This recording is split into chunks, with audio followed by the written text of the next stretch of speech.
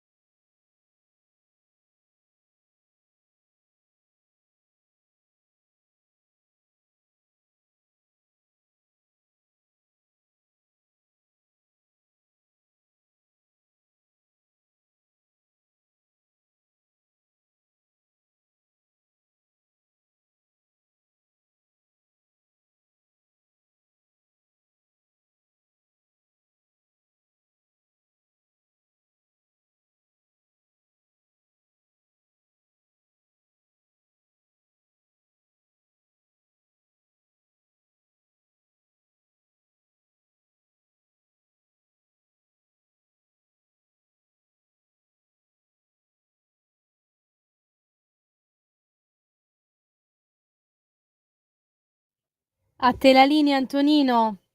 Grazie Sveva, buon lavoro anche a te, amiche e amici miei, ma non dall'avventura. Buonasera, siete sulle magiche onde di Radio Libertà. Questo è Zoom, il drive time in mezzo ai fatti. Io sono Antonino Danna e questa è la puntata numero 946 di oggi, giovedì 27 febbraio 2025. Cominciamo subito ricordandovi: date il sangue, in ospedale serve sempre. Salverete vite umane, chi salva una vita umana salva il mondo intero. Secondo appello, radiolibertà.net. Fezzo, chi non lo legge perché vi perdete un bellissimo giornale online all'interno del quale ci sono liberamente il direttore responsabile Giovanni Sallusti, ci sono gli autodafè di Giulio Cainarca e poi ancora le rassegne stampa di Sammy Varin, le videopillole, molto altro ancora. Vi ricordo anche 340-670-9659 per le vostre zappe o WhatsApp che dir vogliansi, oppure se preferite intervenire col telefono, direi anche da adesso, 029294 7222. Stasera Carlo Cambi è impedito, ha avuto un contrattempo, per cui il telefono sarà aperto per tutta la trasmissione. Allora, noi cominciamo così. Sveva, che dici? Direi che sia venuto il momento di convocare egli, l'implacabile, signore e signori, il diritto e rovescio di Pierluigi Magnaschi, direttore di Italia Oggi. Sveva, vai pure quando vuoi. Macron conta pochissimo in Francia, dove guida un governo di minoranza e per di più è alla fine del mandato presidenziale che non potrà essere rinnovato. Ciò nonostante, Macron si presenta indebitamente a livello internazionale come il rappresentante dell'intera Europa, in nome della quale di fatto intrattiene disinvoltamente e indebitamente i rapporti con i grandi della terra. 2 settimane prima delle elezioni tedesche, quando il cancelliere Scholz era agli sgoccioli ed era impegnato nel suo paese in una dura campagna elettorale, Macron, dicevo, ha indetto, senza averne il potere, una riunione europea a Parigi e nemmeno a Bruxelles per concordare la linea europea, a suo avviso, da seguire sulla vicenda Trump-Ucraina. Poi, sempre Macron è andato alla Casa Bianca da Trump per parlare, sempre di fatto a nome della UE, della quale invece è solo uno dei 27 membri. Resta da sperare che il nuovo governo tedesco riesca ad imbrigliare Macron e a restituirlo al suo semplice ruolo di capo della Francia. Sarebbe questo un bel risultato dal punto di vista della crescita della UE. Parole sante, quelle di Pierluigi Magnaschi, l'implacabile direttore di Italia Oggi. Anche perché, sapete, mi ricorda molto il buon Macron. Lo dico per i milanesi, ma per chi non è milanese lo invito a fare una ricerca su Google, come lo chiamava la buonanima del cavaliere Berlusconi, perché lui mi ricorda molto il monumento a Giuseppe Missori che si trova dietro al Largo Missori.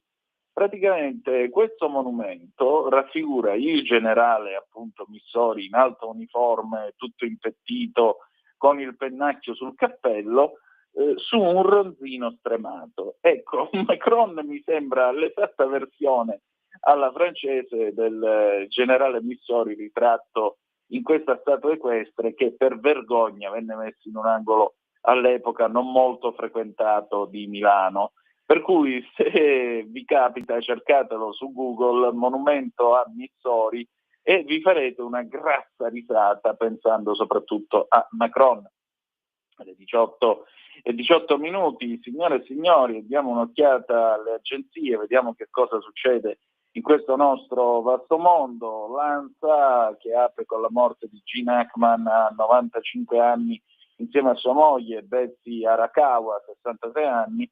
ANSA, lutto nel cinema, Gene Hackman e la moglie trovati morti in New Mexico, per la polizia la morte è sospetta, ma va.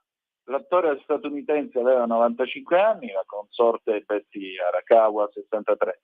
Nel corso di una carriera durata più di 6 decenni, Hackman ha ricevuto 2 premi Oscar, 2 BAFTA, 4 Golden Globe, uno Screen Actors Guild Award. Voi in quale ruolo lo ricordate, in quale più vi è piaciuto?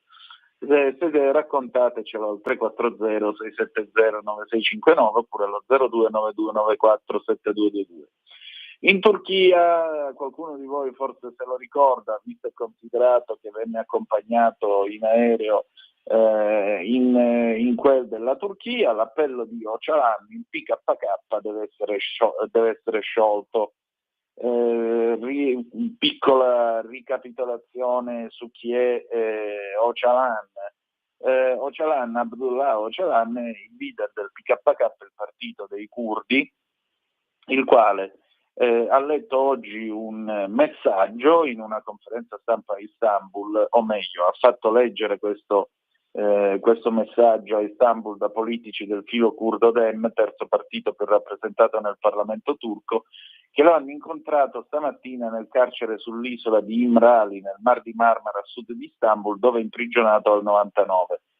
Scrive in questo messaggio Öcalan: tutti i gruppi devono abbandonare le armi, il PKK deve sciogliersi. Io chiedo di abbandonare le armi, mi prendo la responsabilità di questo appello, anche perché il PKK non è stato, diciamo così, non era nuovo a attentati di vario genere in Turchia. Andiamo a dare un'altra occhiata alle notizie, questa volta dal mondo. Diamo un'occhiata alla BBC. Antonino, scusami se ti interrompo, insomma. Abbiamo Tilde Dimmi. Minasi in linea. Perfetto, allora qui Parlamento. Qui Parlamento. e io ho il piacere di ritrovare stasera l'onorevole Tino Minasi, ti ringrazio per il suo tempo, bentornata e bentrovata. Ben trovati a voi e a tutti gli ascoltatori. Ecco. Grazie. Allora, questa sera si parla di DDL emergenze e PNRR. Che cosa è accaduto in Parlamento? Sì, ieri abbiamo votato questo decreto che ci arrivava dalla Camera, che riesce a dare nel suo insieme più risposte a più esigenze. È un frutto di un lavoro intenso di ascolto e confronto fatto anche in commissione con l'approvazione anche di importanti emendamenti proprio della Lega, e volto a rispondere a quelli che sono i problemi reali della società, perché noi i territori li viviamo e sappiamo bene quali risposte dare ai cittadini. Il decreto affronta vari problemi che si presentano oggi in forma straordinaria, come il disagio sociale, il dissesto idrogeologico, le emergenze idriche e via dicendo, cercando di dare risposte oggi che possono far superare quelle che sono le emergenze, ma per trasformarsi poi in misure ordinarie e stabili. Io partirei da quello che è l'attenzione sul sociale, perché un grossissimo finanziamento è dedicato alle aree urbane ad alta vulnerabilità sociale per la predisposizione di piani straordinari di interventi sia infrastrutturali ma anche di riqualificazione in specifici comuni che ovviamente vanno da nord a sud, da grandi a piccole città, con il supporto del terzo settore, soprattutto in ambito di contrasto alla povertà e ai giovani. Una serie di interventi che vogliono concretamente arrivare a contrastare quello che è il degrado e la marginalità sociale, soprattutto dei giovani, che sono quelli che ci stanno più a cuore, o anche garantire l'inclusione dei soggetti più deboli. Infatti, con un emendamento proprio della Lega è stato rifinanziato con 15 milioni di euro aggiuntivi per il 2025 il fondo che assegna un contributo alle organizzazioni di volontariato o di promozione e utilità sociale che assumono a tempo indeterminato. Un po' questo vuole dare un segnale che rappresenta anche un cambio di passo rispetto al passato, un po' come quello che è stato il modello di Caivano.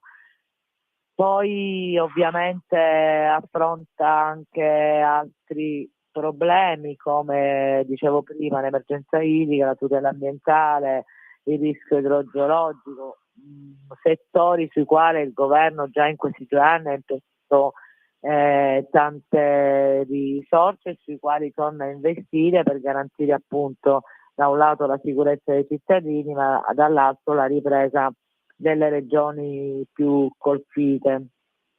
Poi si è occupato anche di scuola, anche qui sempre con un emendamento della Lega si è cercato di migliorare l'efficienza della rete scolastica con una maggiore tutela per le aree più interne e a rischio di dispersione scolastica. Poi è prevista anche la formazione, un'attenzione alla formazione, perché si potenzia la riforma degli istituti tecnici previsti dal PNRR, che sono fondamentali per aiutare i ragazzi poi a un futuro ingresso nel mondo del lavoro.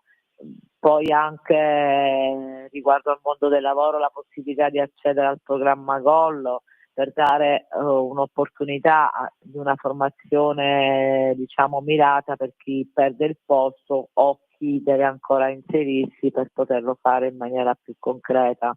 Quindi noi facciamo formazione e non sussidi fino a se stessi che sono utili solo per propagande elettorali, ma cerchiamo di investire su politiche attive ed efficaci. quindi anche sono state ampliate le modalità con cui le imprese possono formare i propri lavoratori in modo che questi possano essere riqualificati e quindi stare al passo con l'evoluzione della società e del mondo lavorativo. Anche misure specifiche per chi lavora nei porti, come i porti di Gioia Tauro, Taranto e Cagliari, per evitare appunto licenziamenti, quindi si riqualifica il personale. E poi ovviamente altri interventi in campo di protezione civile, infrastrutture. Riguardo alle infrastrutture già sappiamo quanto il ministro Salvini sia impegnato nel loro potenziamento in tutta Italia, ma con questo decreto vengono introdotte poi delle misure fondamentali per sbloccare grandi opere tra il Veneto e la Liguria. Poi in tema di energia, perché è chiaro dobbiamo anche guardare al futuro, quindi sostenendo le energie rinnovabili e incentivando però in una giusta maniera e con buon senso la transazione ecologica. Quindi diciamo che è un decreto un po' eterogeneo, che però non è solo un insieme di norme, ma cerca con queste norme di ridurre i divari territoriali, di favorire la ripresa delle zone colpite da calamità. Ci sono anche delle norme su Ischia, è capace di favorire la ripresa delle zone più difficili, oltre che appunto incentivare l'occupazione, quindi guardare al futuro delle persone e del paese nel suo complesso. Certamente. Senatrice, senta, e poi quali saranno i suoi prossimi impegni adesso?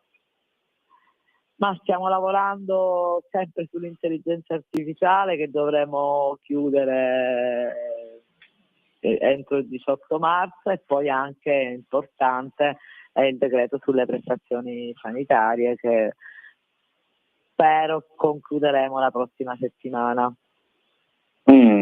Ecco, anche perché insomma c'è abbastanza maretta in questi giorni sulla questione degli assistenti infermieri. Stamattina per esempio il presidente del Nursing Up, uno dei sindacati che tutelano gli infermieri tra i più agguerriti, infatti parlava di questa differenza di appena 8 euro di paga tra l'infermiere laureato e l'infermiere e l'assistente infermiere. Cioè questa è la fine della nostra professione, sostanzialmente un grosso disincentivo per i giovani. C'è la possibilità invece di rendere più interessante il mestiere per i giovani? Ma certamente, non solo in questo settore, ma anche in altri, però credo che il governo, come è intervenuto sui medici, poi interverrà anche sul campo infermieristico, ovviamente, perché c'è questa criticità, come tante altre, però stiamo cercando con tutte le criticità di cercare di dare tutte le risposte, soprattutto in campo sanitario, che ovviamente è quello che ci preme di più. Molto bene, senatrice, io la voglio ringraziare come sempre e al piacere di risentirci presto allora. Grazie a lei, buon proseguimento. Arrivederci. Di nuovo, sigla e poi Gabriella Ronza. Siamo tutti un po' archetipi del femminile, a saperlo, scopriamolo con lei. Qui Parlamento.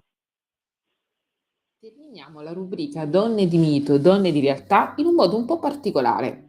Oggi non parlerò di specifiche figure mitologiche, piuttosto vi accompagnerò in un viaggio nei meandri degli archetipi, come temi e motivi che, secondo alcuni, emergerebbero nel subconscio collettivo e che nel corso della vita si potrebbero manifestare in occasioni diverse, a seconda di una specifica situazione individuale e sociale.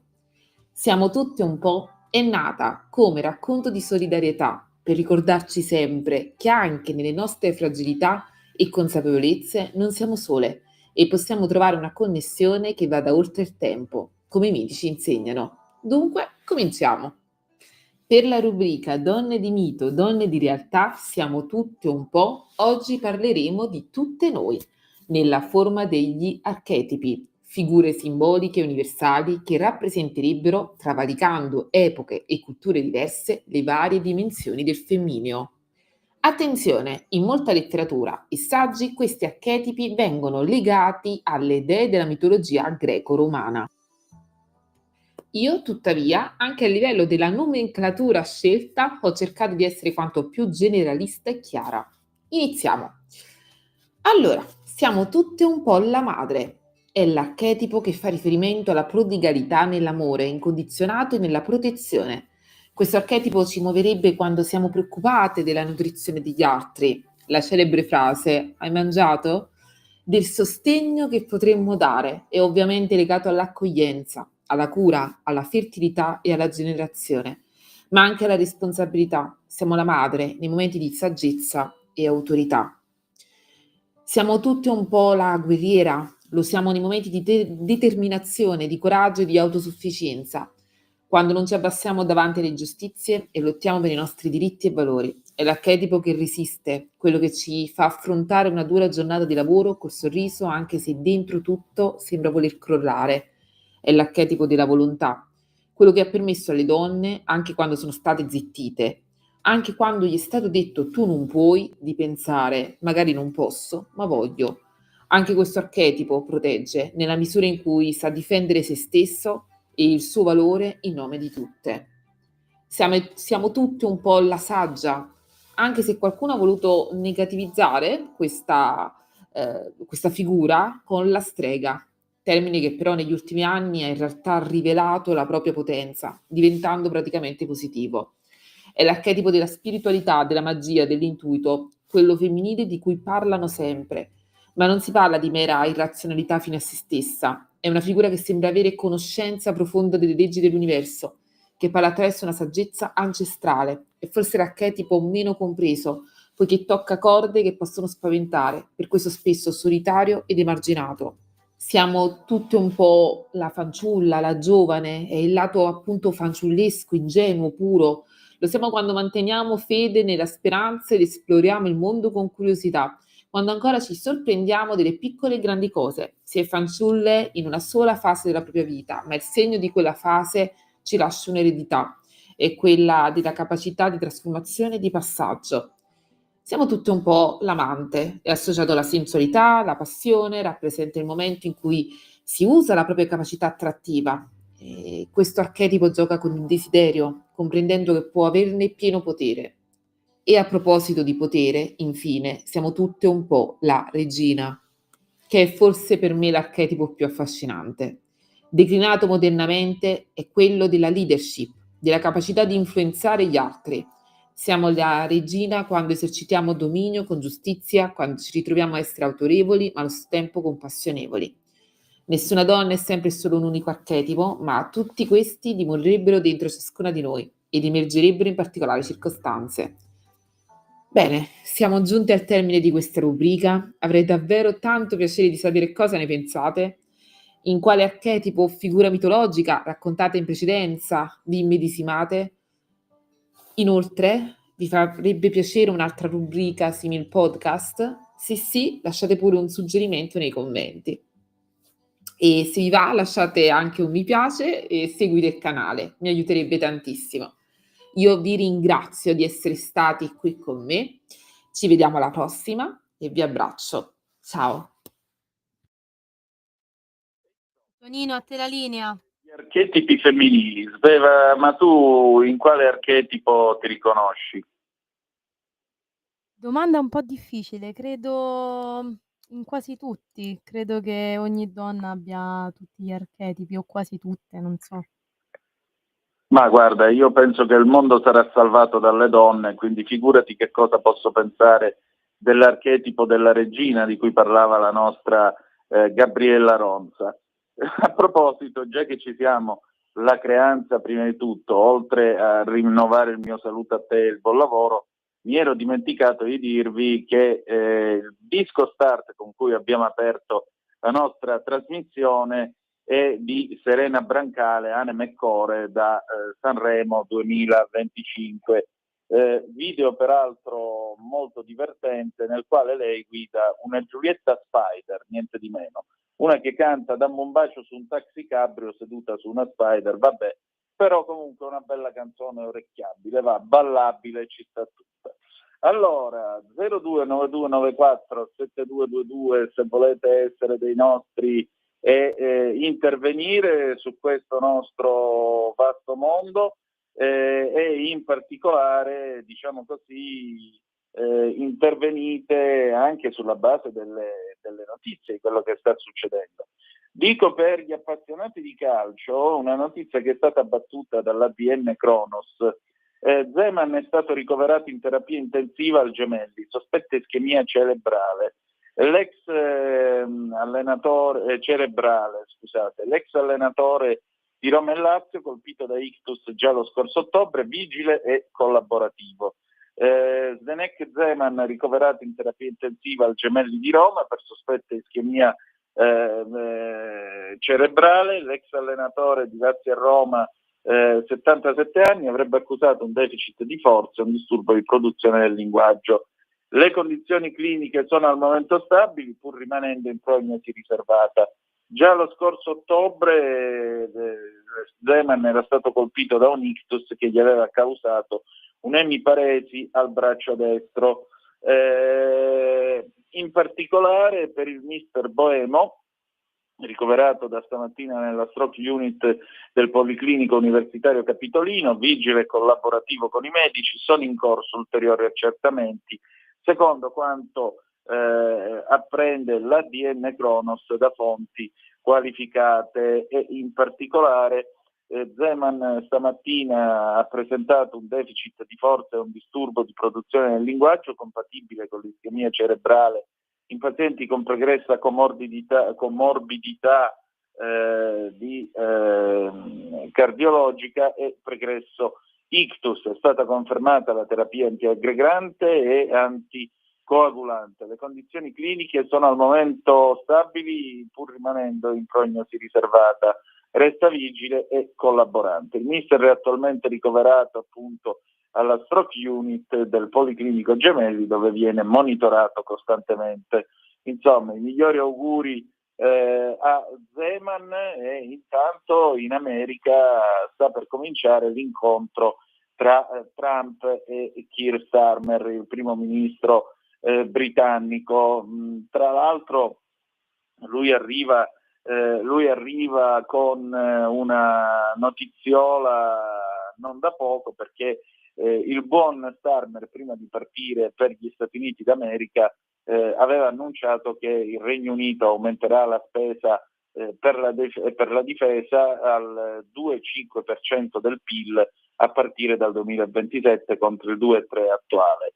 Ma oltre a questo, cosa che a quanto pare ha molto compiaciuto il presidente americano, diciamo così che gli sono stati dati alcuni suggerimenti su come condurre al meglio questo colloquio, anche perché con molta onestà, come osserva la BBC, dice: noi siamo un piccolo paese, loro sono l'unica superpotenza mondiale, noi però abbiamo questa relazione speciale Stati Uniti-America che bene o male, grazie alla presenza e all'influenza dei primi ministri britannici, alle volte è stata diciamo così più fruttuosa per noi che per loro. Però è altrettanto vero che Starmer si presenta alla Casa Bianca e, a parte questo aumento delle spese militari, del budget per le spese militari, non ha molto altro da offrire al presidente degli Stati Uniti d'America. Per cui John Bolton, che è stato il National Security Advisor nel corso della prima presidenza di Donald Trump, ha dato alcuni consigli in diretta quest'oggi alla BBC e gli ha detto: se tu vuoi avere un buon rapporto con il presidente americano, le lusinghe funzionano sempre. Dice: io non passerei molto tempo a parlare con lui della situazione in Ucraina, non passerei molto tempo a parlare dell'Inghilterra e di quello che sto facendo come primo ministro, e non passerei molto tempo a parlare degli interessi nazionali americani, passerei un sacco di tempo a parlare dell'ego di Donald Trump. Bolton che tra l'altro se n'è andato diciamo tra le polemiche con Trump, è sempre stato un grosso critico del presidente, e in particolare a proposito della possibilità di ottenere delle garanzie americane per questa forza di interposizione che Starmer, lo sapete, vuole proporre insieme a Emmanuel Macron, il presidente francese, in Ucraina, Bolton ritiene che la possibilità di avere un minimo di copertura da parte degli americani e soprattutto da Trump sono vicine o vicinissime allo zero totale. Se Starmer però riesce a ottenere questa cosa, si merita il premio Nobel per la pace. Diciamo che gli incoraggiamenti qui proprio non mancano, vette altissime stasera. Le 18:41 sulle magiche onde di Radio Libertà, 0292947222. Se volete intervenire, se volete dire la vostra, oppure 340-670-9659 se volete naturalmente intervenire attraverso il telefono. Orbene, andiamo a dare un'occhiatina ecco, nel frattempo, mentre tutto questo accade, sapete che Trump tra l'altro è stato molto duro quest'oggi nei confronti dell'Europa, ha detto l'Europa è nata per prenderci in giro, per fregarci, e l'Europa che ha risposto con le parole indignate, ma qua, ma là, ma noi, ma su, ma giù, ma a destra, a sinistra. Diciamo che c'è anche chi analizza queste parole dicendo non ha tanto torto per quello che dice, soprattutto non ha tanto torto per quanto riguarda l'Unione Europea negli ultimi 25 anni, cosa che non è totalmente sbagliata. Allora, in tutto questo c'è un fatto che riguarda la regione Lombardia e in particolare il governatore lombardo, il presidente della regione Lombardia, Attilio Fontana, si è tolto un sassolino nella scarpa rispetto al Ministero della Salute. Cosa dice il presidente Fontana? Sono cose assolutamente inaccettabili, riferisce l'azienda Cronos. I parametri indicati non hanno niente a che vedere col funzionamento della sanità. Sono cose cervellotiche che hanno motivo di penalizzarci. Sono dati che si fondano su questioni che non c'entrano niente, codici interpretabili in differenti modi tra diverse aziende sanitarie e regioni. Non può essere questo il metodo di giudizio del funzionamento della sanità. Sono tutte, se posso usare un termine giuridico, puttanate. Ho detto appunto stamattina il presidente della regione Lombardia, Attilio Fontana, a margine di un evento a Palazzo Pirelli, rispondendo alle domande dei cronisti in merito al monitoraggio LEA del Ministero della Salute, che vede la Lombardia settima per qualità delle cure. Va bene così, ha aggiunto poi il governatore. L'importante è che il Niguarda sia il miglior ospedale d'Italia e che nei primi 10 ce ne siano 5 lombardi. E vedo anche il mio grande ospedale di Varese, che è comunque 16° nella graduatoria, ha sottolineato. Vuol dire, ha proseguito, che la qualità di tutti gli ospedali è eccellente, che la qualità di tutta la nostra sanità è eccellente. Quindi non ragioniamo di loro, ma guarda e passa. Quello che succede a Roma ci riguarda fino a un certo punto. Anzi, non vogliamo neanche pensare che ci riguardi. La Lombardia, proprio perché è la migliore, sta sulle balle a tutti, ha detto ancora Fontana. Continuiamo a ricevere da Roma ingiustificati attacchi per crearci difficoltà. Qui prima le cose le facciamo, in altre parti del paese se ne dicono tante. Per il governatore hanno creato una classifica fondata sui parametri inappropriati e che avevamo già detto fossero sbagliati, per dire che la nostra sanità era peggiorata. Poi la rivista Newsweek dice che il miglior ospedale d'Italia è il Niguarda e 5 dei primi 10 sono lombardi. Uno dei 2 dice una puttanata. La replica del Ministero. Il Ministero della Salute ha replicato con una nota: in relazione alle dichiarazioni rilasciate dal Presidente della Regione Lombardia Attilio Fontana in merito a libere riformulazioni giornalistiche riguardanti i risultati del monitoraggio dei livelli essenziali di assistenza, si ritiene opportuno precisare che il nuovo sistema di garanzia costituisce uno strumento di valutazione che verifica, secondo le dimensioni dell'equità, efficacia e appropriatezza, che tutti i cittadini italiani ricevano cure e prestazioni rientranti nei livelli essenziali di assistenza, si legge nella nota. Trattasi di meccanismo alla cui elaborazione le regioni partecipano attivamente mediante i propri rappresentanti tecnici. Il Ministero della Salute non formula classifiche, limitandosi a pubblicare periodicamente, in ottemperanza alla normativa vigente, i dati relativi alla corretta erogazione dei livelli essenziali di assistenza. Come evidenziato nella sintesi dei dati 2023 pubblicata sul portale istituzionale, precisa il Dicastero, la Lombardia, unitamente alle regioni Piemonte, Provincia Autonoma di Trento, Veneto, Friuli Venezia Giulia, Emilia Romagna, Toscana, Umbria, Marche, Lazio, Campania, Puglia e Sardegna, registra un punteggio superiore a 60, soglia di sufficienza, in tutte le macroaree, confermando quindi la corretta garanzia di erogazione dei livelli essenziali di assistenza. L'obiettivo del monitoraggio, puntualizza il Ministero, non è penalizzare le regioni, assicurare ai cittadini l'erogazione delle prestazioni a cui hanno diritto. La reazione del governatore Fontana appare pertanto mal indirizzata e il linguaggio utilizzato comunque inopportuno. Ma permettete, credo che Fontana abbia tutto il diritto di sfogarsi in questo modo, anche perché, voglio dire, non mi sembra il caso di fare come possiamo dire, delle classifiche che lasciano peraltro il tempo che trovano, già che ci siamo. Ma voi vi riconoscete in quello che ha detto Fontana? Che cosa ne pensate della sanità lombarda? 340-670-9659 oppure, se preferite, 029294 7222. Per quanto mi riguarda, io non mi posso lamentare, mi sono sempre trovato bene. D'altronde, scusate, se è settima, per quale motivo vogliono venire tutti quanti qua a curarsi? Bella domanda. Per cui, allora, diamo anche un aggiornamento per quanto riguarda la salute papale.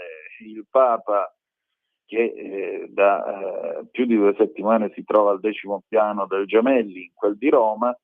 Il Papa, come dopo una notte in cui ha dormito bene, ha fatto colazione, sta seguendo le terapie in poltrona e in particolare, riferisce sempre l'ADN Cronos, continua ancora l'ossigenoterapia e il suo umore resta buono.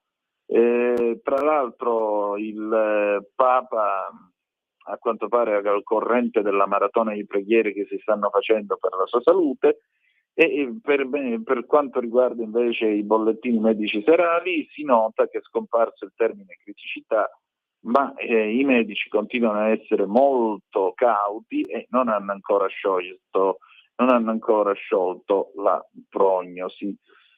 Tra l'altro sono le 18:48, quindi tra 12 minuti dovremmo avere il nuovo comunicato stampa dal quale sapremo più o meno i risultati degli esami di oggi, come è sistemata insomma la salute del Santo Padre e che cosa altro c'è da aspettarsi nelle prossime ore. Insomma, diciamo che è un giovedì abbastanza interlocutorio, mettiamola così, un giovedì nel quale non succede molto di interessante, se si eccettua la polemica appunto sulla sanità lombarda, e poi se diamo un'occhiata a quello che sta succedendo nel mondo con le ultime di Trump, che peraltro ha posto un altro 10% di rincaro nei dazi contro la Cina, anche perché Trump si è buttato in anima e core, verrebbe da dire, appunto come Selena Brancale, nella lotta all'uso di fentanyl, questa droga orribile veramente. E sempre l'ADN infatti riferisce questa dichiarazione del presidente Trump, che nell'annunciare appunto questi dazi aggiuntivi del 10%, oltre a quelli già previsti contro la Cina a partire dal 4 marzo, sottolinea che lo fa perché continuano a entrare droghe nel nostro paese da Canada e Messico, per la maggior parte sotto forma di fentanyl, prodotto e fornito dalla Cina. Una gran percentuale di queste droghe, di cui molte sotto forma di fentanyl, sono prodotte e fornite dalla Cina, ha scritto Trump in un post su Truth. Oltre 100.000 persone sono morte lo scorso anno a causa di questi veleni pericolosi ed estremamente a rischio di creare dipendenza. I milioni sono morti negli ultimi 20 anni, le famiglie e le vittime sono disperate e in molti casi virtualmente distrutte. Non possiamo permettere che questa piaga continui a colpire gli Stati Uniti e pertanto, finché non sarà stata fermata o seriamente limitata, i dazi previsti entreranno in vigore il 4 marzo come da programma proseguito, riferendosi a Messico e Canada. E anche alla Cina verrà applicata una tariffa aggiuntiva del 10% in quella data. La data della seconda tariffa reciproca di aprile rimarrà in vigore a tutti gli effetti. Vi ringrazio per l'attenzione prestata a questo problema. Insomma, il presidente Trump ci va giù duro sulla questione droga, d'altronde è una piaga in effetti che sta rovinando non poco gli Stati Uniti d'America e naturalmente soprattutto gli strati più poveri della popolazione, strati che ormai sono completamente, cioè chi fa abuso di questo fentanyl, se voi seguite qualche corrispondenza dall'America, qualche reportage su questo tema, voi vedete che è tutta gente che sostanzialmente perde la vita, cioè si riducono a degli zombie e non riescono più a ritrovare né la serenità né tantomeno la capacità di lavorare, la capacità di andare avanti, la capacità di riprendersi, niente, proprio si viene ridotti come diciamo così, come degli zombie e gradualmente si va verso una morte praticamente da soli e dimenticati. Veramente orribile il fentanyl e comunque in ogni caso alla larga dalle droghe, soprattutto voi ragazze e ragazzi che mi state ascoltando, la vita è molto meglio a pane e formaggio, sentite me. E allora, alle 18.52, a proposito della questione ucraina significa soprattutto terrorare. Terrorare, c'è un'analisi qui sulla CNN della collega Ivana Kottasová, la quale scrive, dice quello che sappiamo e quello che non sappiamo a proposito del grande accordo sull'Ucraina, perché tra l'altro domani arriva Zelensky a Washington. Arriva per firmare l'accordo. Allora, la CNN ha visto, scrive appunto la collega, ha visto una bozza di questo accordo, molto scarsa tra l'altro sui dettagli e non includeva nessuna di quelle garanzie, diciamo così, di sopravvivenza che erano state chieste da Kiev. Vediamo un po' allora che cosa c'è. Intanto questa bozza d'accordo richiede la fondazione di un fondo di investimento per la ricostruzione che sarebbe gestito congiuntamente dai governi americano e ucraino. Il primo ministro ucraino, Denis Shmyhal, ha detto ieri, mercoledì, che Kiev sostanzialmente indirizzerà la metà degli incassi dai futuri progetti che riguardano appunto la gestione delle terre rare e gestione che ovviamente è in mano allo Stato dentro questo fondo e i soldi saranno reinvestiti in ulteriore sviluppo. Shmyhal ha anche sottolineato che l'accordo escluderà gli attuali depositi, servizi, strutture, licenze e royalties che sono legate alle risorse naturali ucraine. Noi stiamo soltanto parlando di future licenze, sviluppi e infrastrutture. La bozza d'accordo va oltre la questione soltanto dei minerali e delle terre rare, perché riguarda anche altre risorse naturali ucraine, incluso il petrolio e il gas, così come ogni altro tipo di infrastruttura che è collegata a tali settori, come ad esempio i porti o i terminali del gas naturale liquefatto a cui naturalmente le navi gassiere vanno a fare il carico. Trump ha detto, continua sempre la CNN, ha detto nel weekend che lui sta cercando di recuperare tutti i soldi che sono stati forniti sotto forma di aiuti e armi all'Ucraina durante l'amministrazione Biden. All'inizio gli Stati Uniti avevano chiesto una quota di 500 miliardi di dollari sulle terre rare ucraine e altri minerali in cambio dell'aiuto che è già stato fornito, ma Zelensky aveva detto di no, dicendo che firmare un accordo del genere avrebbe significato svendere il paese. Trump allora aveva chiamato, lo sapete, Zelensky dittatore non eletto e buffone, anche comico che non fa ridere. Zelensky aveva anche detto che gli Stati Uniti stavano chiedendo che qualunque aiuto futuro sarebbe stato ripagato con il doppio della quantità di denaro investito, cioè $2 per ogni dollaro prestato. Dice, noi dovremmo restituire 50 miliardi, ma 500 miliardi, ma li dovremmo restituire su una base appunto 2-1. Per cui dovremmo restituire i soldi con l'interesse del 100%, aggiungendo che non avrebbe mai firmato un accordo che avrebbe indebitato le prossime 10 generazioni di ucraini. E allora qual è adesso l'accordo? Trump, gli è stato chiesto martedì scorso che cosa riceverebbe l'Ucraina nell'accordo sui minerali, 350 miliardi di dollari e una quantità sterminata di equipaggiamento militare, il diritto soprattutto di continuare a combattere. Secondo l'Istituto Kiel per l'economia mondiale, un think tank tedesco che naturalmente segue, che ha tenuto il conto degli aiuti che sono stati dati in tempo di guerra all'Ucraina, Washington a oggi ha inviato qualcosa come 124 miliardi di dollari. Quindi qui a 500 ce ne corre. La bozza che la CNN ha visto resta molto vaga su se ci sarà del denaro, se sarà ripagato del denaro agli Stati Uniti attraverso questo fondo per la ricostruzione.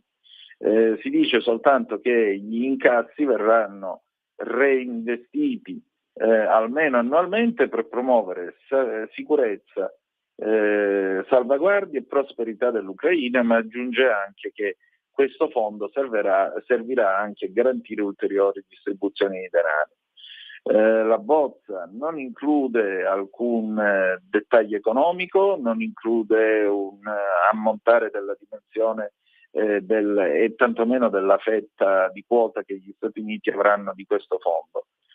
Trump ha detto che questo sarà un accordo con cui ci riprenderemo i soldi che abbiamo prestato e soprattutto ci prenderemo un sacco di soldi nel futuro, e credo che sia un buon accordo. Dice, stiamo facendo molto bene con la Russia e l'Ucraina, il presidente Zelensky verrà venerdì, adesso è confermato, e firmeremo questo accordo. Kiev ha confermato anche da parte sua che Zelensky incontrerà Trump questo venerdì, ma Zelensky ha anche detto che il suo paese non restituirà il denaro che ha ricevuto da Washington in passato come parte di questo accordo. Non accetterò neanche 10 centesimi di restituzione di soldi che abbiamo ricevuto dagli americani in questo accordo, altrimenti questo costituirebbe un precedente. Per quanto riguarda invece le garanzie di sicurezza, Trump ha detto che più avanti si occuperà della questione della sicurezza dell'Ucraina. Cosa vogliono gli ucraini, oltre appunto a non voler ripagare tutti questi soldi? Gli ucraini sostanzialmente devono naturalmente mettere in sicurezza i territori in cui si trovano queste terre rare, che sono ancora zona d'operazione in buona parte.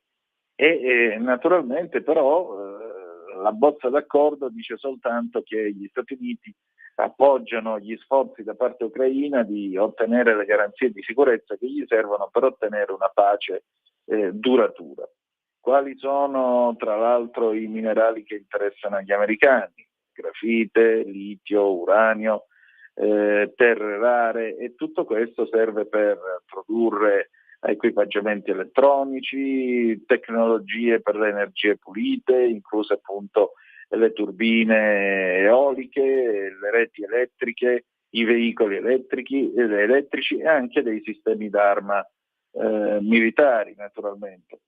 Gli Stati Uniti dipendono ampiamente dall'import di queste terre rare, molte di queste vengono dalla Cina, che ha da lungo tempo dominato il mercato.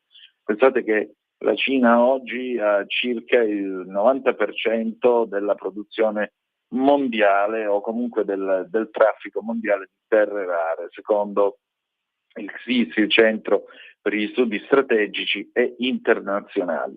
Ma adesso sono le 19, domani vedremo che accordo firmerà Zelensky. Noi facciamo una breve pausa, jingle. Stai ascoltando Radio Libertà, la tua voce libera, senza filtri né censure, la tua radio. Sì. Stai ascoltando Radio Libertà. Arrivo. la tua voce libera, senza filtri né censura. La tua radio.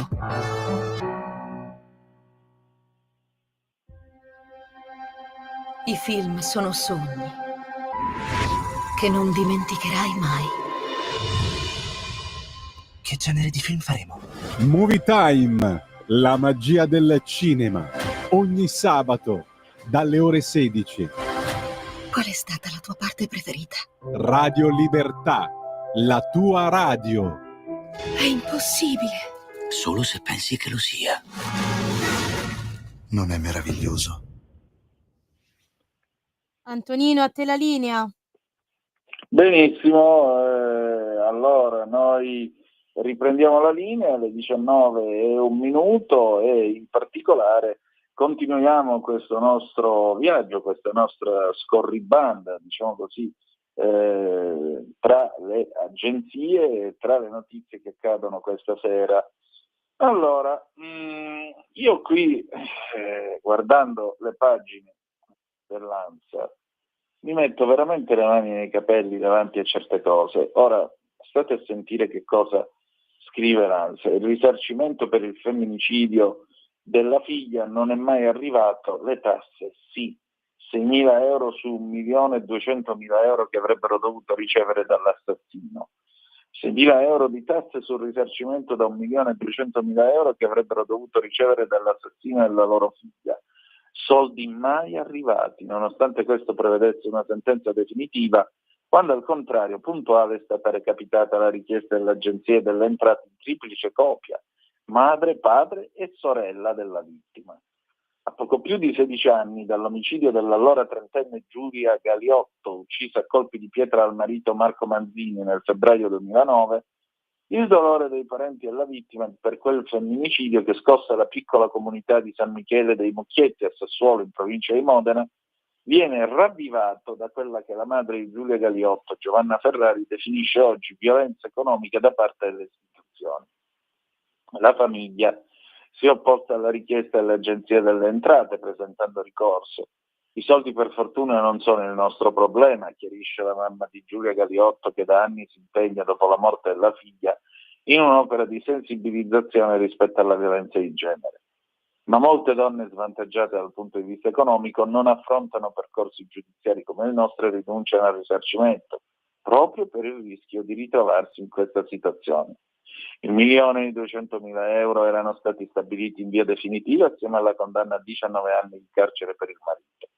Manzini, originario di Scandiano in provincia di Reggio Emilia, aveva convinto Giulia Galiotto a raggiungerlo a casa dei propri genitori a San Michele dei Mucchietti in garage e nel corso di una successiva lite aveva impugnato un sasso colpendo ripetutamente la donna alla testa fino a provocarne il decesso. Successivamente si era liberato del corpo facendolo finire nel non lontano fiume Secchia. Aveva inscenato il suicidio della moglie, ma la trama costruita dopo l'omicidio non aveva retta alle indagini dei carabinieri. Condannato a 19 anni di carcere a seguito di una sentenza che non ha riconosciuto la premeditazione, Manzini ha ottenuto la semilibertà nel 22, tornando a piede libero lo scorso anno. L'ultimo contatto tra l'uomo e la famiglia di Giulia quando lui, attraverso il proprio legale, era scritto ai parenti della vittima proponendo una somma di 50 euro al mese come mediazione penale, cifra ben distante dal 1.200.000 euro stabilita dal Tribunale.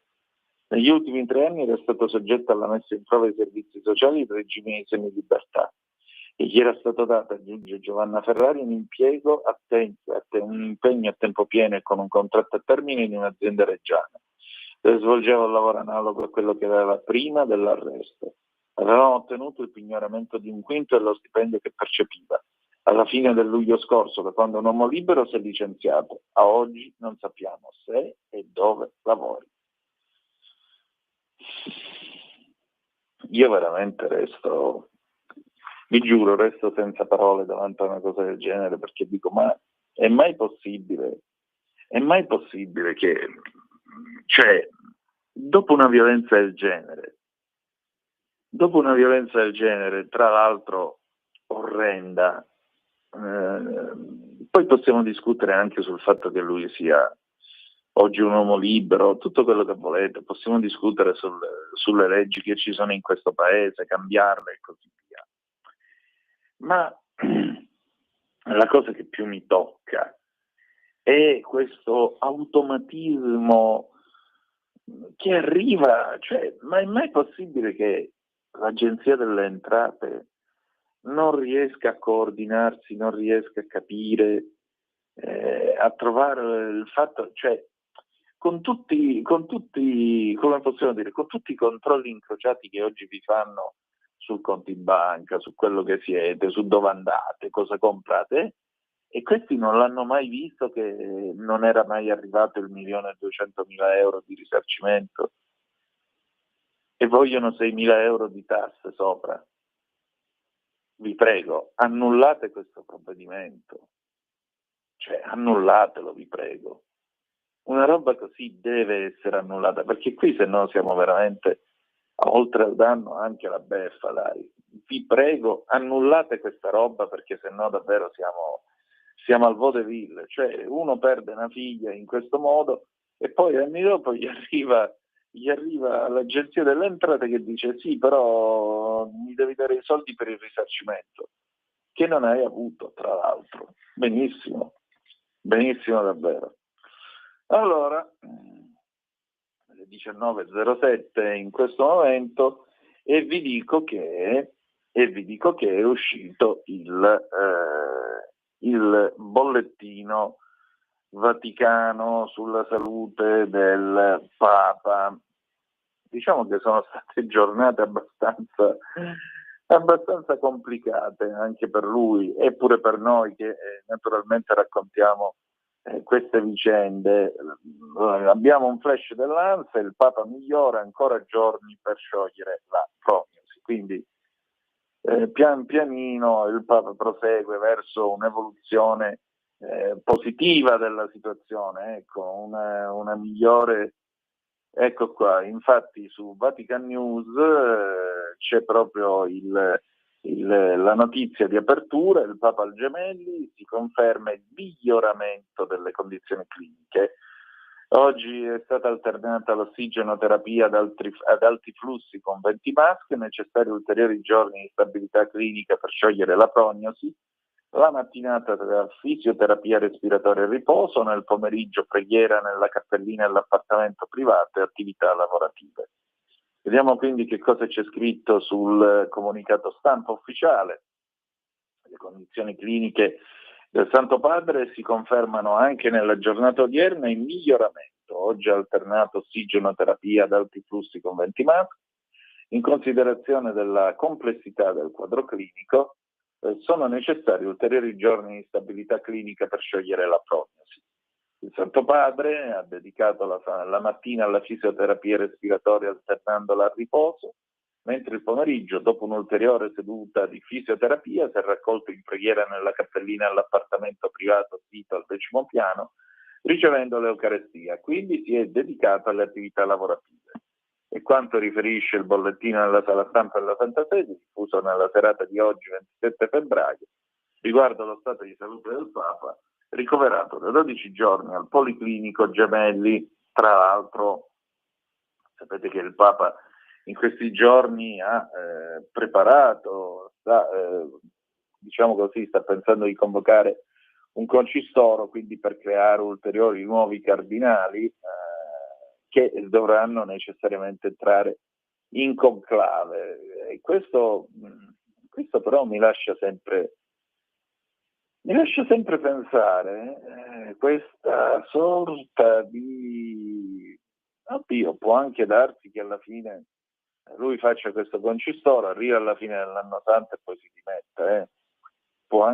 può anche darsi che le cose stiano in questi termini. Vedremo, perché tra l'altro il Papa ha sempre avuto questa sua certa ambiguità sul tema delle dimissioni. La lettera c'è, lo sappiamo, c'è tutto. Vedremo che cosa vorrà decidere. Nel frattempo si è chiusa la fase diocesana nella causa di beatificazione di Alcide De Gasperi, quindi va avanti anche questo cammino.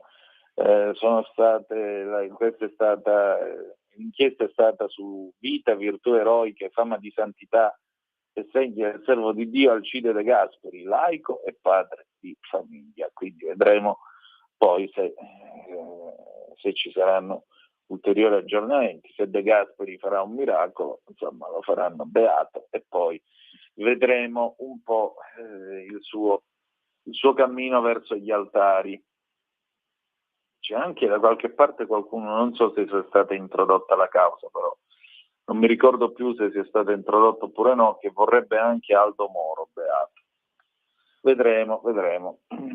Allora, alle 19:11 abbiamo sempre 0292947222 se volete intervenire per telefono, oppure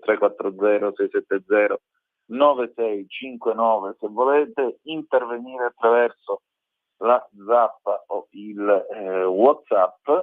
Questo è sempre Radio Libertà, Antonino Danna al microfono con voi qui a Zoom, il Drive Time in mezzo ai fatti, per sentire un po' che anche voi che cosa state facendo a quest'ora della sera. Oggi è stata una giornata abbastanza pesante per quanto riguarda la questione del povero Gene Hackman, e vedremo un po' che cosa succederà anche qui.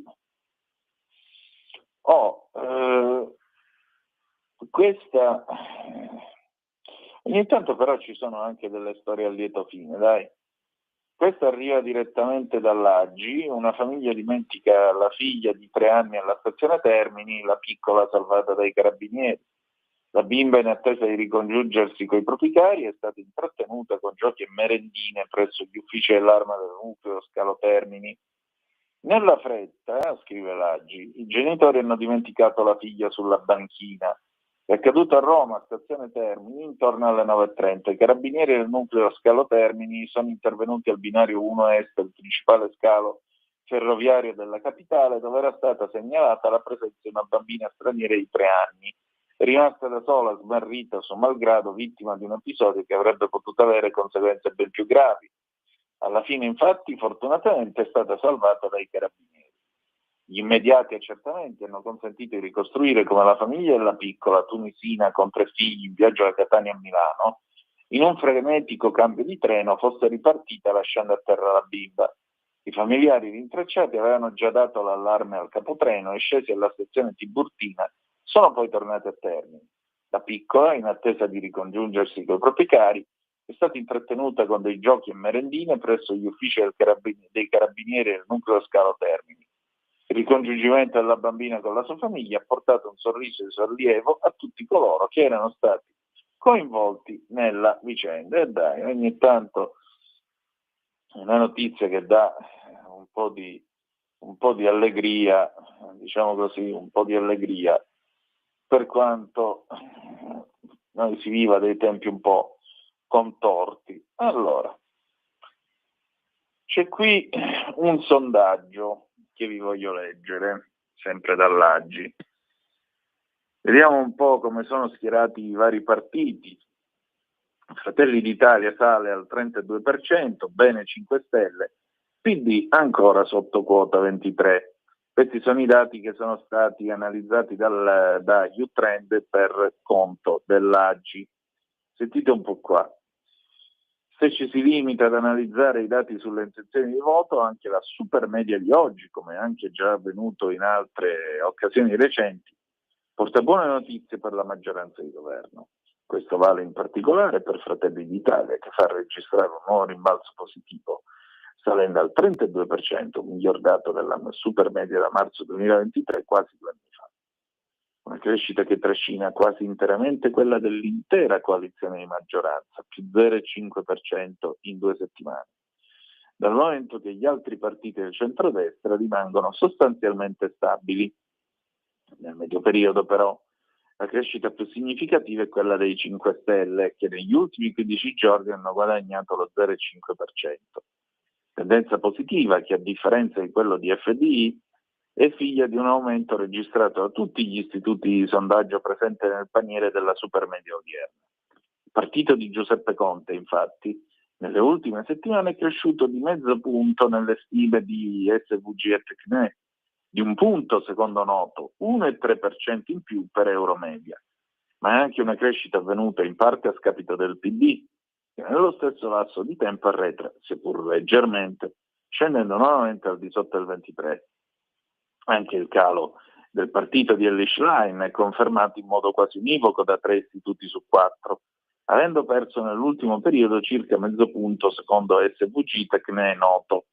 In generale, l'insieme dei partiti che formavano la coalizione di centro-sinistra alle politiche del 22, oltre a PD, Alleanza Verdi Sinistra e Più Europa, appare un po' in sofferenza, cedendo consensi da un lato verso i 5 Stelle e dall'altro, anche se in misura inferiore, all'ex terzo polo, cioè Italia Viva e Azione. Come si diceva quindi per il centrodestra, quella attuale sembra essere una congiuntura piuttosto favorevole, perlomeno se si considerano le intenzioni di voto nazionali. Ma vi sono alcuni segnali che rendono difficile credere che il governo Meloni stia vivendo una seconda luna di miele con gli elettori, ad esempio su un tema particolarmente caldo come l'economia. Secondo un recente sondaggio Ipsos si tratta di una questione che preoccupa ben 2 italiani su 3, il 67%, e sulla quale ben il 54% ritiene che la gestione dell'esecutivo sia negativa. Inoltre, i giudizi verso il governo Meloni rilevati dall'Istituto Demos nel suo recente Atlante politico di febbraio sono i più bassi da inizio legislatura. Solo il 40% degli italiani dà all'esecutivo in carica un voto pari o superiore alla sufficienza. Per contro, l'idea che la maggioranza sia molto stabile non è mai stata così diffusa. Ben il 61% degli intervistati prevede che il governo Meloni arriverà fino alla scadenza naturale della legislatura nel 27. Ma oltre all'economia vi sono almeno altri 2 temi che potrebbero rivelarsi spinosi per la maggioranza. Il primo è quello dettato dagli importanti sviluppi sul piano della politica estera della creazione di un esercito unico europeo e di un eventuale coinvolgimento nel prossimo futuro dei militari europei, compresi quelli italiani, a garanzia della pace in Ucraina. Un tema su cui sia la Premier Meloni che il ministro Crosetti, ancor più il ministro Salvini, ha visto esprimersi con parole che vanno dalla cautela allo scetticismo conclamato.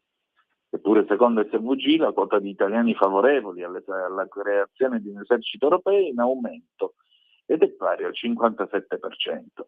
Non solo. I favorevoli all'invio di soldati italiani in Ucraina come deterrente verso la Russia sono in numero nettamente superiore ai contrari, 49% contro 37%. E lo sono tanto più tra gli elettori dei partiti di maggioranza, 57%, che su questo mostrano una sensibilità non molto dissimile da quella degli elettori dei partiti di opposizione, 60%. Infine, un altro tema caldo, culminato proprio oggi con lo sciopero nazionale dei magistrati, è quello della giustizia. Secondo dei recenti sondaggi effettuati da EMG, gli italiani non sono contrari alla riforma Nordio che prevede la separazione delle carriere, anzi il 52% la ritiene giusta, contro il 17% che la reputa sbagliata. Ma il sostegno alla mobilitazione, la protesta e infine allo sciopero delle toghe è tema che divide il Paese. Il 35% li sostiene, mentre il 37% li condanna, ma solo il 19% dei cittadini 2 settimane fa auspicava che lo sciopero previsto per oggi venisse revocato, a fronte di un 33% di indifferenti, segno che molti italiani sono solidali con la magistratura, anche se di fatto condividono i contenuti dei provvedimenti del governo contro cui i magistrati protestano così vivacemente. E anche questo a suo modo non sembra esattamente un buon segnale per l'esecutivo. Sono le 19:20 e a questo punto direi che sia venuto il momento della poesia. Sveva, scusa, qual è il tema di stasera della poesia di Vito? Un secondo soltanto che la Sì, trovo, perché Vito mi ha chiamato e mi ha detto che l'ha mandata e ti dico subito. benissimo. Allora, Vito Coviello, il nostro poeta, direttamente dai Sassi di Matera, che ci manda ogni sera una bella poesia, ci sta tutta, direi. Adesso la dovremmo recuperare tra le zappe che arrivano dalla nostra radio, dopodiché la manderemo in onda e sentiremo un po' stasera su quale tema si muove e in particolare insomma di che cosa tratta. Ieri sera era dedicata alla moglie, una poesia molto struggente, devo dire la verità, una poesia molto nostalgica, una dolce vena di malinconia, niente male davvero, devo dire. Mo vediamo che cosa ci dice questa sera il nostro Vito, il nostro poeta, perché abbiamo bisogno di poesia in un mondo come questo. Vediamo se riusciamo a recuperarla. Nino, eccomi, ce l'ho. Ecco, e allora?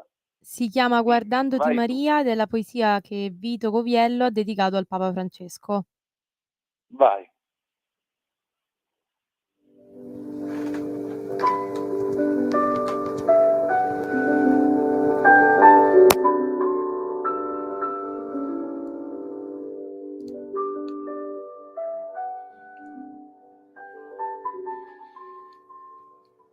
Guardandoti Maria.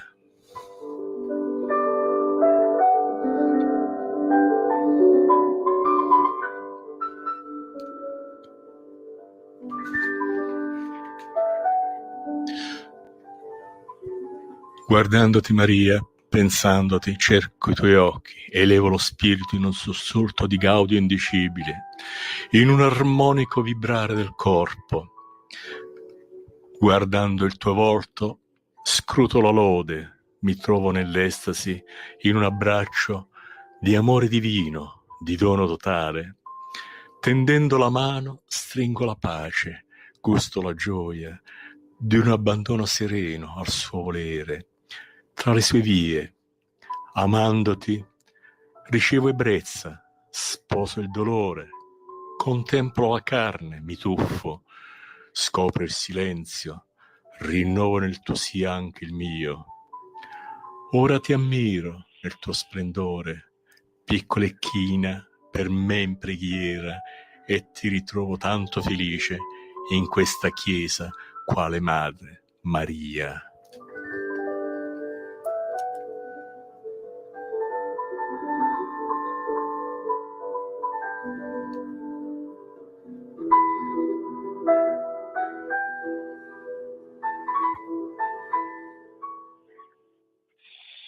Bella, bella davvero. Uno sente le poesie di Vito Coviello e pensa che c'è un'Italia ancora là fuori, un'Italia che non è ingrugnita, incazzata, un'Italia cattiva, un'Italia aggressiva da social. No, no, no, no.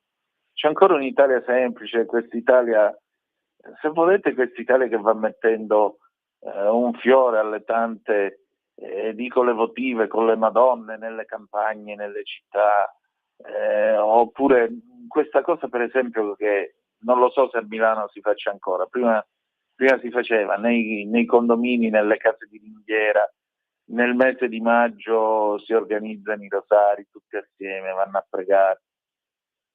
C'è ancora quest'Italia, per fortuna, e probabilmente è quello che ci salva dalla barbarie più totale, devo dire. Sveva, come l'hai trovata questa poesia? Sempre bella, delicata e sempre belle ogni sera. Sì, decisamente, decisamente. Un bel valore aggiunto il nostro Vito. Oh, non abbiamo la resident band, ma abbiamo il resident poet noi altri. Insomma, se permettete siamo gente di un certo livello in questa radio. Allora, e voi che ci ascoltate pure, perché se no non saremmo certo a pari. E voi siete naturalmente quello che ci rende gente di un certo livello. Allora, chiudiamo, perché ormai ci avviciniamo alla fine di questa puntata, voi non avete voluto telefonare, amen. Chiudiamo con Re Carlo III, ebbene sì.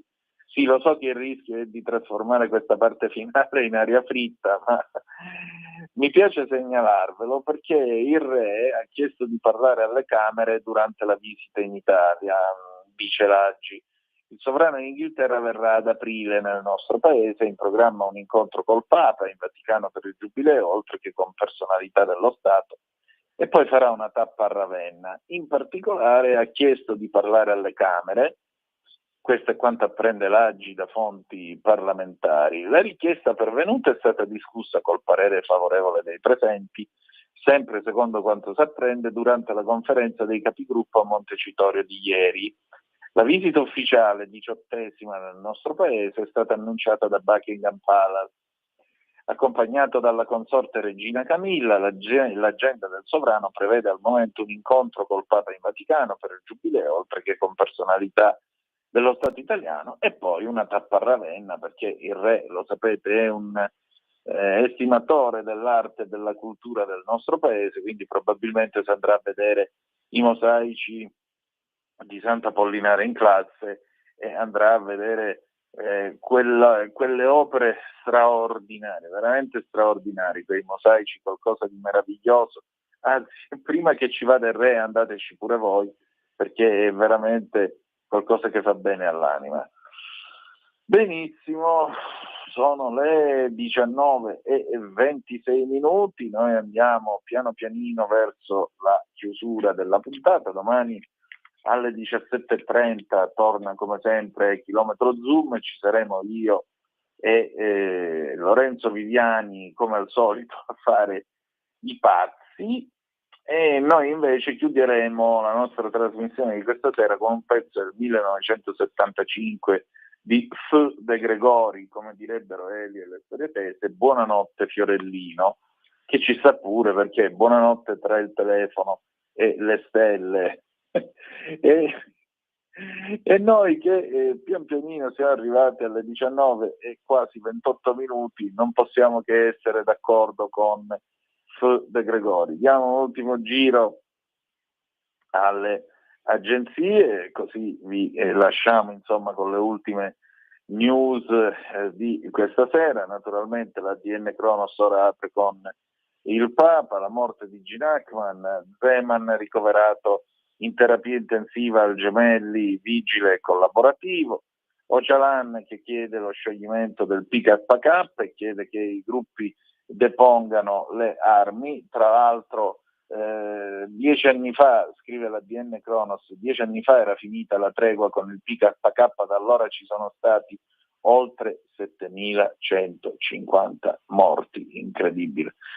Dopodiché abbiamo Noemi Di Segni, la presidente dell'UCEI, Unione delle Comunità Ebraiche Italiane, perché in questo paese se c'è da fare delle cose quantomeno discutibili, diciamo così, non ci si tira mai indietro. Noemi Di Segni, presidente dell'UCEI, Unione delle Comunità Ebraiche Italiane, ha detto che si tratta di un'iniziativa pericolosa, paragonabile all'apologia del fascismo, incitamento a commettere reato, non solo all'odio, ma proprio alla matrice di terrorismo organizzato. A cosa si riferisce? Si riferisce alla presentazione all'Università La Sapienza a Roma, in programma il 5 marzo, del libro Le spine e il garofano di Yahya Sinwar, il leader di Hamas, considerato l'ideatore degli attacchi del 7 ottobre, ucciso lo scorso anno nella striscia di Gaza. L'evento è organizzato dal Movimento degli Studenti Palestinesi in Italia. Non è solo From the River to the Sea, ma una chiara matrice di sostegno al terrorismo. Speriamo, conclude Di Segni, che la Sapienza come spazio pubblico trovi modo di bloccare l'iniziativa. Penso che nessun genitore auspicherebbe che il figlio studente entrasse a studiare in una simile aula su simili libri. Non è per questo lo scopo che investiamo nelle università e negli studi accademici. Interviene in una nota anche il deputato e responsabile organizzazione di Fratelli d'Italia, Giovanni Donzelli. Sconcertante, scrive Donzelli. Attivisti palestinesi organizzano all'Università La Sapienza di Roma la presentazione del libro di Yahya Sinwar, leader di Hamas, ideatore degli attentati del 7 ottobre. Quanto annunciato dal Movimento degli Studenti Palestinesi e reso noto da un articolo di Il Giornale è semplicemente indegno, e io mi associo più che volentieri a questa definizione, perché è veramente, non solo, mi verrebbe da dire un'altra parola, ma è certamente indegno e inqualificabile. In America questa buffonata dell'indottrinamento pro-PAL sta finendo, anzi è finita con Trump. In questo paese l'onda lunga per adesso continua ad andare avanti. Ci auguriamo che un senso di umanità e di dignità impedisca la presentazione del libro di un simile eroe, perché non vedo allora per quale motivo non debbano tenere il movimento degli studenti neonazisti, faccio un esempio banale, un movimento di studenti neonazisti, non vedo perché alla Sapienza non possa presentare il Mein Kampf di Hitler, perché non è che c'è differenza tra il libro di Sinwar e quello di Hitler, fanno schifo uguale tutte e due. Con questo io vi ringrazio e vi saluto, ci troviamo domani alle 17:30, saluti con F. De Gregori, buonanotte Fiorellino del 75, e che dire di più che malgrado tutto, the best is yet to come, il meglio deve ancora venire. Vi ha parlato Antonino Danna, buonasera.